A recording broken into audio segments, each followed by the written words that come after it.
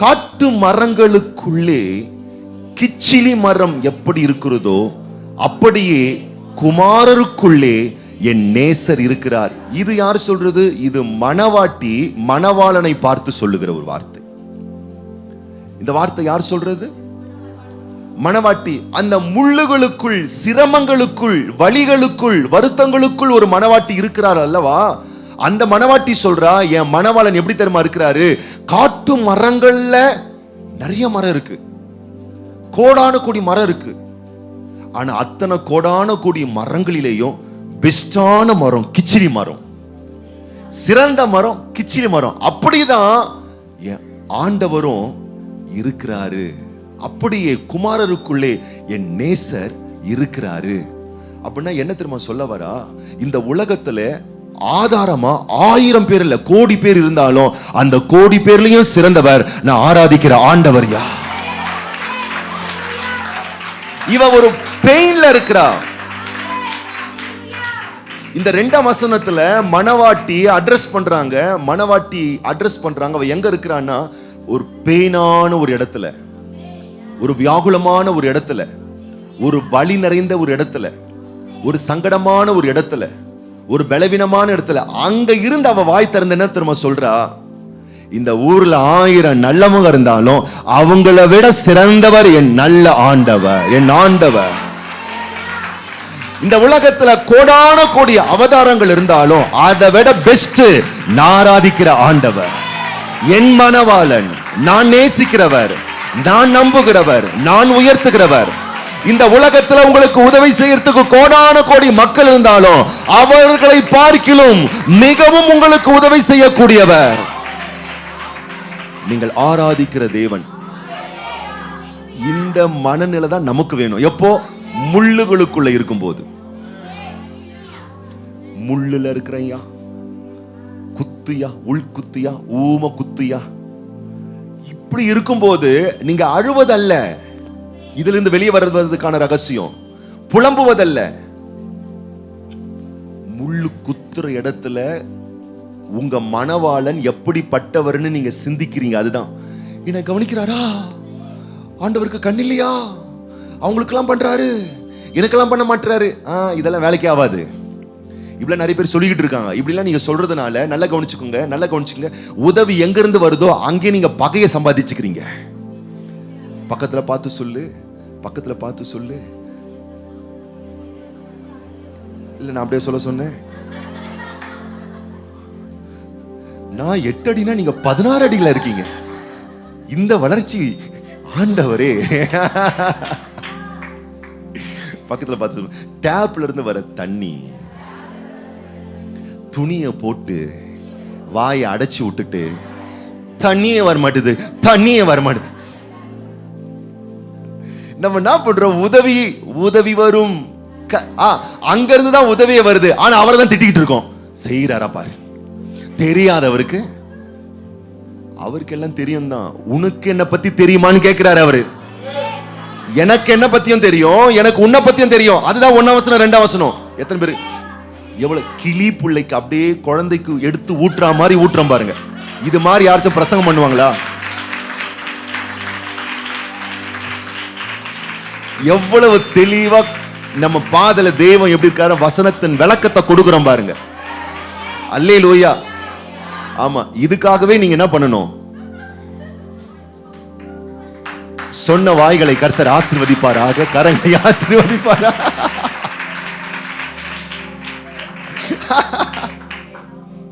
அது ஒண்ணுல இருந்து அவர் சொல்லிட்டு வராரு.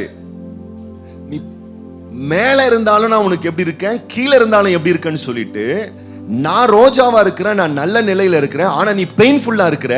ஆனா நீ பெயின்ஃபுல்லா இருந்தாலும் நீ என்ன எப்படி சித்தரிக்கிற, எப்படி நீ என்ன பார்க்கிறன்றத இங்க 3ஆம் வசனத்துல சொல்லப்பட்டிருக்கு. நான் சொல்றேன், சங்கடத்துல இருக்கீங்களா, வேதனையில இருக்கீங்களா, ஒரு நாளும் உதவி வர இடத்த உபத்திரவமா பார்க்காதீங்க. நன்மையை தர ஆண்டவரை தவறான வார்த்தையினால கோபமா பேசிடாதீங்க. சகாயம் வர இடத்த, உதவி செய்கிற கர்த்தரை அவர் ஏன் அப்படி இருக்கிறாரு, ஏன் பண்ண மாட்டாருன்னு உங்க மனசுக்குள்ள ஒரு சலிப்பை வளர்த்துக்காதீங்க, ஒரு மனத்தாங்களை வளர்த்துக்காதீங்க. அதுதான் ஏணி. பக்கத்துல பார்த்து சொல்லுங்க, பள்ளத்துல இருக்கிற நான் ஏறுவதற்கான ஏணி அதுதான். ஆனா இப்ப பள்ளத்துல என்ன நடக்குதுன்னு கேட்டீங்கன்னா குளிர். பள்ளத்துல குளிர். ஆனா ஒரே ஒரு ஏணி, கட்டை ஏணி இருக்கு. இந்த ஏணியை வச்சுதான் என்ன பண்ணணும்? மேல ஏறணும். ஆனா குளிர் அடிக்குது. கையில ஒரு வத்தி குச்சி இருக்கு. குளிருக்கு கொஞ்சம் குளிர் காஞ்சா நல்லா இருக்கும் அப்படின்ட்டு ஒருத்தன் என்ன பண்ணானா, ஏணியை கொளுத்திட்டானா. என்ன பண்ணிட்டானா? ஆனா அந்த நேரத்துக்கு அவனுக்கு கதகதப்பா இருந்துச்சு. அதுக்கப்புறம் குழியிலேயே கடந்தான். எங்க ஏற முடியும்? பல நேரத்துல மனத்தாங்கள் அடைவது உங்களுக்கு கொஞ்சம் சுகமா இருக்கும். ஆண்டவரை திட்டுறது கூட கொஞ்சம் சுகமா இருக்கும். ஆண்டவர் கைவிட்டாரோ, ஆண்டவரை அற்புதம் செய்ய மாட்டாரு. ஏன் அப்படி பண்றாரு? நான் யாருக்கு என்ன தப்பு பண்ணேன்? நான் யாருக்கு என்ன கெடுதி செஞ்சேன்? அவன மாதிரி அந்த சண்டாளான மாதிரியானா? நான் எவ்வளவு உத்தமமா நான் வாழ்றேன், பரிசுத்தமா வாழ்றேன், எனக்கு ஏன் பண்ண மாட்டேன்? இப்படி எல்லாம் பேச தோணும் போது பேசாம இருக்கிறவன் தான் கர்த்தருடைய பிள்ளை. ஏன்னா உலகத்தான் இப்படிதான் பேசிக்கிட்டு இருக்கான். சோகத்தில் சுகம் காண்பது, என் துக்கத்தில் 4 பேர் அழறாங்களான்னு சொல்லிட்டு வேடிக்கை பார்த்துக்கிட்டு இருக்கிறதா எவனும் உதவி செய்ய மாட்டான். 2 சொட்டு கண்ணீர் விட்டு போயிட்டே இருப்பான். அங்க மனவாட்டி சொல்றா, வாயை திறந்து என்ன தெரியுமா சொல்றா? நான் முள்ளுல இருந்தாலும் பெயின்ல இருந்தாலும் என் நேசர் எப்படிப்பட்டவர் தெரியுமா இருக்கிறாரு? இந்த நேரத்துல எனக்கு 1000 பேர் உதவி செய்ய வருவாங்க இல்லையா, அந்த 1000 பேரை விட என் நேசர் சிறந்தவரா இருக்கிறாரு. உயர்த்தி பேசுறா, மேன்மைப்படுத்தி பேசுறா, மகிமைப்படுத்தி பேசுறா, கனப்படுத்தி பேசுறா, தூக்கி தலை மேல வச்சு கொண்டாடுறா. நீ நல்லா இருக்கும் போது அவரை கொண்டாடுறது இல்ல, நீ திண்டாடும் போது அவரை கொண்டாட ஆரம்பிச்சினா உன் வாழ்க்கையே கொண்டாட்டமா மாறும். நீங்க திண்டாடுறதுனால அவரை திட்டிடாதீங்க. நீங்க வருத்தப்படுறதுனால அவர் மேல மனத்தாங்கள் அடைஞ்சு அவர் விட்டு தூரமா போகாதீங்க. சுமக்கிறவரே அவர்தாங்க, தாங்குறவரே அவர்தாங்க, தூக்குறவரே அவர்தாங்க. நாம் இருந்த நிலை என்ன, இப்ப நாம இருக்கிற நிலை என்ன, அந்த நிலையிலிருந்து இந்த நிலைக்கு கொண்டு வந்ததே அவர்தானே. இவ திட்டல, முள்ளுக்குள்ளுக்குள்ள இருந்தாலும் இவ திட்டல, மேன்மையா பேசுறா. கோடான கோடி நபர்கள் இருந்தாலும் அதிலும் சிறந்தவரின் தேவன் என் நேசர். காட்டு மரங்களில் கோடான கோடி மரம் இருக்கிறது, ஆனா அத்தனை மரங்களிலேயும் சிறந்தது கிச்சிலி மரம். அப்படிதான் என் ஆண்டவர் இருக்கிறாரு. நம்ம அப்படிதான் அவரை அட்ரஸ் பண்ணணும். நம்ம மைண்டுக்குள்ள கடவுளை பத்தி நானும் ஜெபம் பண்றேன், கர்த்தருக்கு ஊழியம் பண்றேன், கஷ்டப்படுறேன், ஆண்டவருக்காக எல்லாம் பண்றேன், என்ன நடந்துச்சு பேசவே பேசாதீங்க. இன்னைக்கு வரைக்கும் நீங்க பிழைச்சிருக்கிறதே பெரிய அற்புதம், நிலைச்சிருக்கிறதே பெரிய அதிசயம், சுவாசிச்சுட்டு இருக்கிறதே பெரிய அதிசயங்க. இந்த உலக மனிதனால் 7 அதிசயத்தை தான் செய்ய முடிஞ்சிருக்கு இது வரைக்கும். உலக அதிசயம் 8வது ஏதாச்சும் கொண்டு வந்து ஆட் பண்ணலான்னு பாக்குறாங்க, முடியல. ஆனா தெய்வம் 7 அதிசயம் இல்லைங்க. பைபிள் சொல்லுது, ஆராய்ந்து முடியாத பெரிய காரியங்களையும் நீ எண்ணவே முடியாத அதிசயம். 7 அதிசயம், 8 அதிசயம், 9 அதிசயம், 10 அதிசயம் இல்ல, நீ எண்ணவே முடியாத, எண்ணி முடியாத அதிசயங்களை செய்கிற தெய்வம். 2 கரங்களை உற்சாகமா தட்டி சொல்லு, யாருக்கோ செய்யறாரு நினைக்காத, மனவாளியே மனவாட்டியே, உனக்கு உன் லைஃப்ல எண்ணி முடியாத அதிசயங்களை செய்கிற தெய்வம்.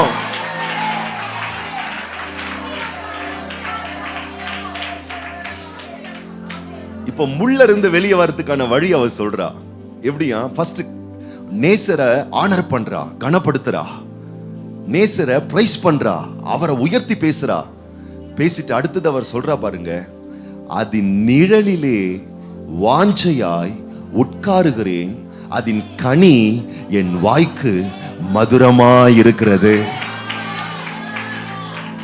அப்படின்னா கிச்சிலி மரத்தின் அந்த நிழலை நான் வரேன். அப்படின்னா இந்த உலகத்துல இருக்கக்கூடிய எல்லா ஆதாரங்களை விட ஆண்டவர் தான் உயர்ந்த ஆதாரம். அவர் பிரசனத்துக்கு நான் வரேன், அவர் பாதத்துக்கு நான் வரேன், அவருடைய சமூகத்துக்கு நான் வரேன், அவருடைய ஆலயத்துக்கு நான் வரேன், ஜெபத்துக்கு நான் வரேன், தேவ சன்னிதானத்துக்கு வரேன்.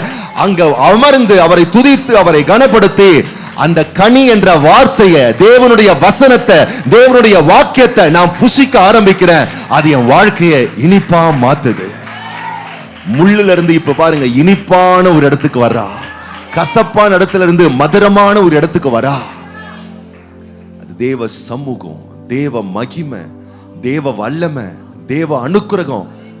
அற்புதமான அபாரமான காரியங்களை செய்கிறது.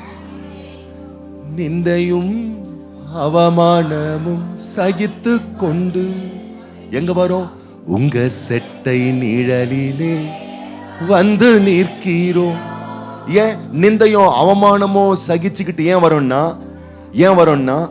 ஏன் வந்து நிற்கிறோம்னா, அந்த நிந்தையையும் அவமானத்தையும் மாற்ற வல்லவர் அவர் ஒருவராகவே இருக்கிறார். நிந்தைதான், நிந்திக்கப்படுறோம் தான், அவமானம் தான்,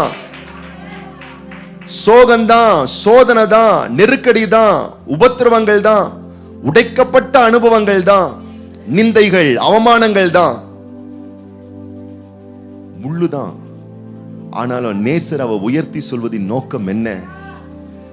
நிச்சயமாய் செய்வீர் என்ற நம்பிக்கையில், நிச்சயமாய் செய்வீர் என்ற கை உயர்த்தி உங்க கரத்தையே நோக்கி இருக்கிறோம், உங்க கரத்தையே நோக்கி இருக்கிறோம்.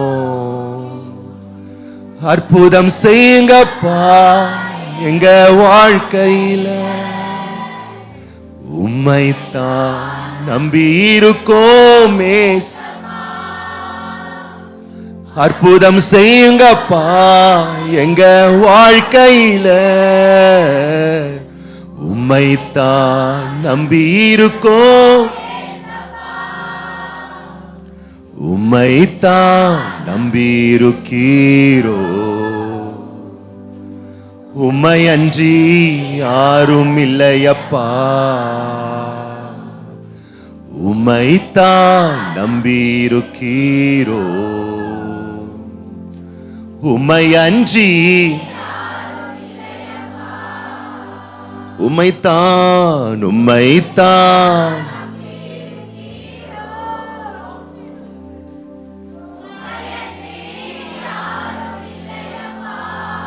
முள்ளுகளுக்குள் இருப்பது போல் என் குமாரத்து இருந்தாலும் அவ என்ன செய்யறாளா? நேசருடைய அந்த மடியில, நேசருடைய அந்த பிரசனத்துல, அந்த கிச்சிலி மரத்தின் நிழலிலே வாஞ்சையா நான் உட்கார்றேன். அந்த ஒரு வாஞ்சை மட்டும் உங்களுக்குள்ள வந்துருச்சுன்னா அவர் சொல்வாரு, என் மேல இவ்வளவு வாஞ்சையா உனக்கு?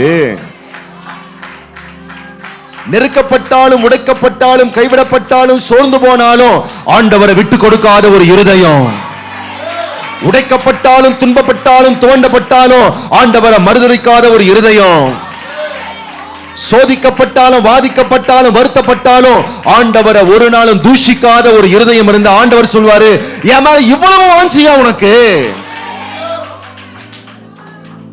என் மேல உனக்கு இவ்வளவு வாஞ்சியா இருந்தா அவர் சொல்றாரு, நான் உன்னை விடுதலை ஆக்குறேன், நான் உன்னை விடுவிக்கிறேன், நான் உன்னை விடுதலை ஆக்குறேன். ஏன்னா அவ என்ன சொல்ல வரான்னா, 1000 முள்ளு குத்துது, ஆனா அதன் மத்தியில 1000 பேர் இருக்கலாம் உதவி செய்யறதுக்கு. ஆனா இந்த 1000 பேரை விட நீங்க தான் சிறந்தவர் என்பதை அவ காட்டுறா. நீங்க தான் சிறந்தவர். கைகள் உயர்த்தி நீங்க தான் ஏதாவது செய்யணும் என்று எதிர்பார்த்து காத்திருக்கிறோ. நீங்க தான் ஏதாவது செய்யணும் என்று எதிர்பார்த்து, நீர் சொன்ன வார்த்தைய பிடித்து கொண்டு, நீர் சொன்ன பிடித்து கொண்டு உங்க முகத்தையே நோக்கி இருக்கிறோம், உங்க முகத்தையே நோக்கி இருக்கிறோம். அற்புதம் செய்யுங்கப்பா எங்க வாழ்க்கையில, உம்மைத்தான் நம்பி இருக்கோம் ஏசப்பா. அற்புதம் செய்யுங்கப்பா எங்க வாழ்க்கையில,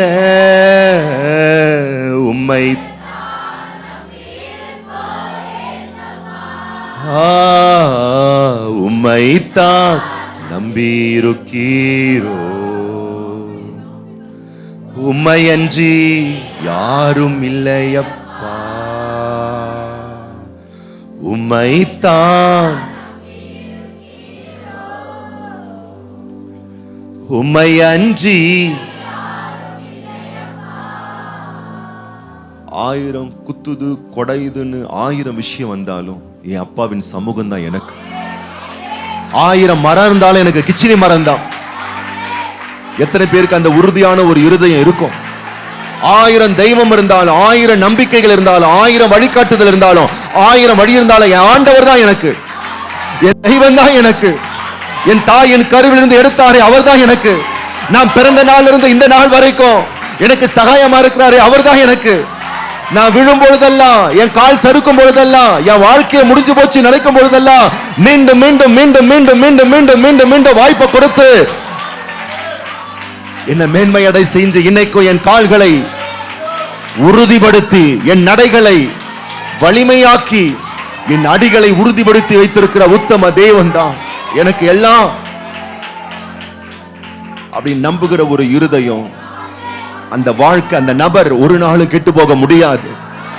அங்க ஒரு நாள் அழிந்து போக முடியாது. அவர்கள் ஒரு நாளும் பாதிப்புக்குள்ளாக்க முடியாது. பாதிப்புகளில் இருந்தும் பள்ளத்தாக்கில் இருந்தும் அவர்கள் மீண்டு வருவார்கள், மீண்டும் வருவார்கள். சாம்பலில் இருந்தாலும் அவர்கள் மீண்டு வருவார்கள், அவர்கள் மீண்டும் வருவார்கள். சிங்காரத்திற்கு வந்தே தீர்வார்கள். ஓ அல்லேலூயா, அல்லேலூயா, அல்லேலூயா, அல்லேலூயா, அல்லேலூயா. உம்மை பற்றி உத்தம இருதயம், ஆண்டவரை பற்றி உத்தம ஒரு இருதயம், எந்த நாளிலும் துதிக்கிற ஒரு இருதயம், தேவனை தூஷிக்காத ஒரு இருதயம், தேவன் விட்டு பின்மாற்றத்துக்குள் போகாத ஒரு இருதயம்.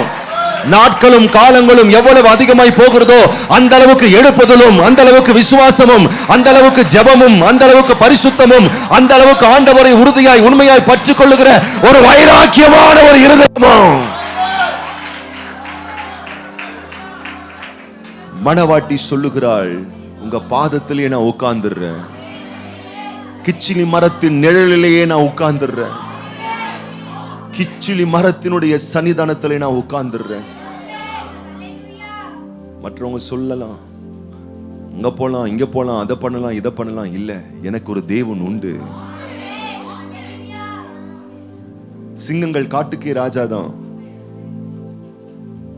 சொல்றாங்க. காட்டில இருக்கக்கூடிய சிங்கங்கள் அதிகபட்சம் 12, 15, 20 வருஷத்துக்குள்ள